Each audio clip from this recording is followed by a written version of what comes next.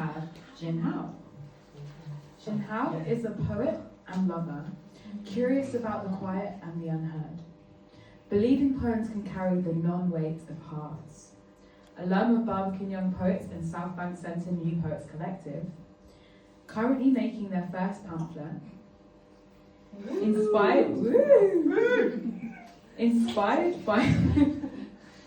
Inspired by the mundane and the visual, their work has appeared in Poetry, Poetry Review, Harana, Bath Mag, Gutter Magazine, 14 Poems, and others. Loves to cook for their beloved. And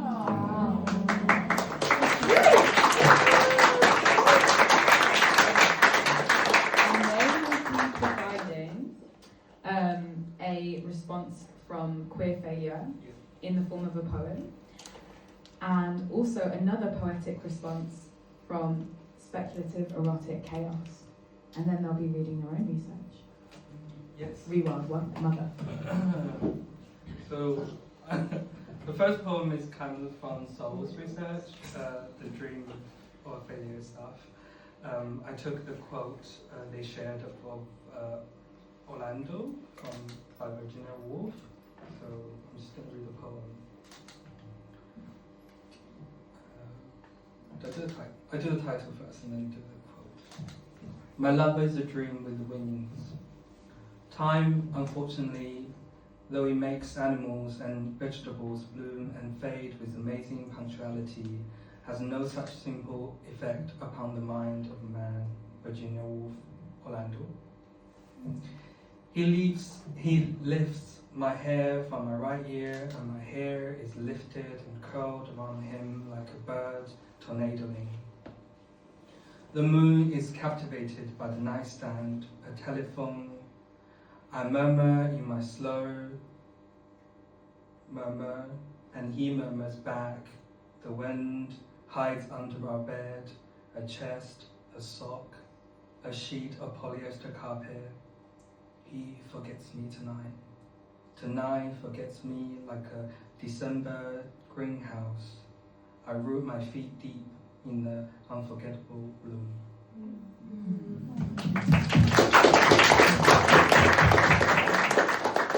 And the second one is in response to the research of Sarabi's speculative erotic chaos. You take what you take. It's a bit chaotic, but yeah. Threshold of a hug. Sweat beads crown a thick neck.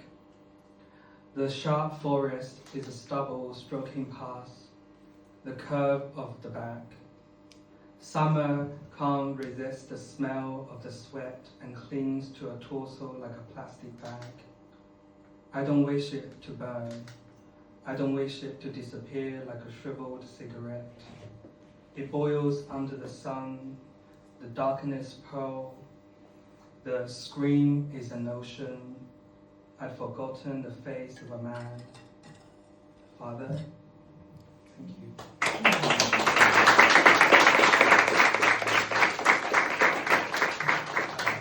So I did not know this tonight will be this serious. Everyone's like reading their spiels of research. So I'm not going to read what I've written because I have no idea what I've written, and I can't work from my memory. But yeah, sure. Okay, so I'm going to kind of riff what's on the text, but try and kind of talk it from my understanding of the topic. So Rewinding Mother, the title comes from my discussion with Miriam, actually.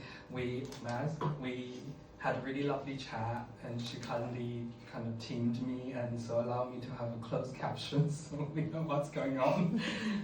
But yeah, in the midst of all that, I tried to explain my poetics to her, and the idea of a mother figure in my poetics keep coming back because my mother, as a person, she's amazing, but also what she has impact on me is to really see the mother with a new light, because we always think mother as nurturing or always have this fixated idea of a mother is, whatever in the Western world is thinking about Mary or, biblical terms, or just mother has very static or very restrictive way of being.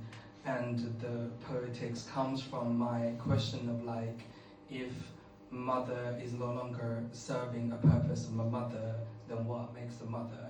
Hence, the shorter title comes out of rewilding the mother, or how can we set mother free? But not just in the sense of like setting mother, but more on the conceptual terms, hence the question there. So that kind of also I got tied into the knot of this kind of conundrum because the language itself fails me so many times. So it almost feels things are improbable. But as a queer person, a lot of things are improbable, almost impossible. But in poetry, I feel the craft of making things happening, even though just through language, can make things exist. So this is what I'm trying to do with my poetry. For example, like in the workshop, we explore the possibility of things.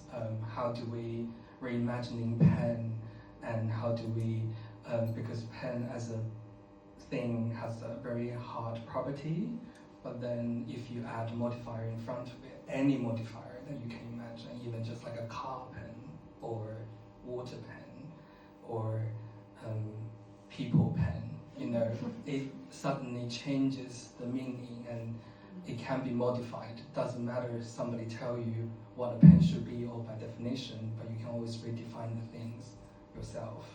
So that's something come out of the workshop.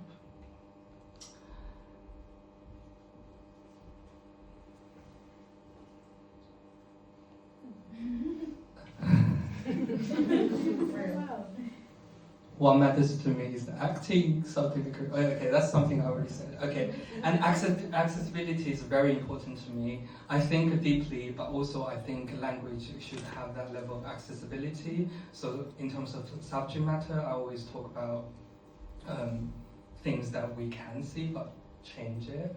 So then I bring up the practice where I do draw a lot of reference from visual arts, still lifes, so that there is because still life or visual arts really requires you to observe certain things or feel certain things really precisely, and then you have to intently to look at it.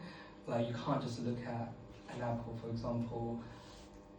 You can notice the form of it, but when you're actually looking at the apple itself or looking at the subject itself, you'll notice the freckles on the apple, the texture of the apple, when the apple is picked early, the sourness of it, or when it's overly ripe, the rotten sweetness and the shriveled skins.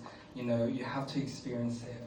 That when you reach that kind of level, for me, that's a kind of requirement that I require myself when I'm looking at things, not just, oh, I see that thing existed and I passed on. Writing poetry really requires me to look at things in such a detailed and intentional way and really build a relation with it.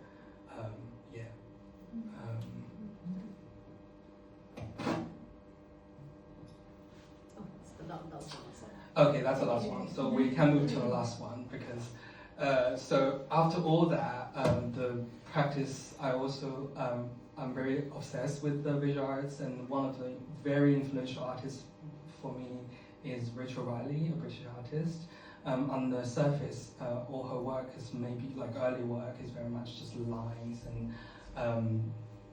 and the color mix colors, but in her practice, she draws she studies Seurat really well, and Seurat is one of the impressionists, and what she come away from observing Seurat's kind of work, she studied the color theory, and the color theory tells us that the color don't just exist on its own.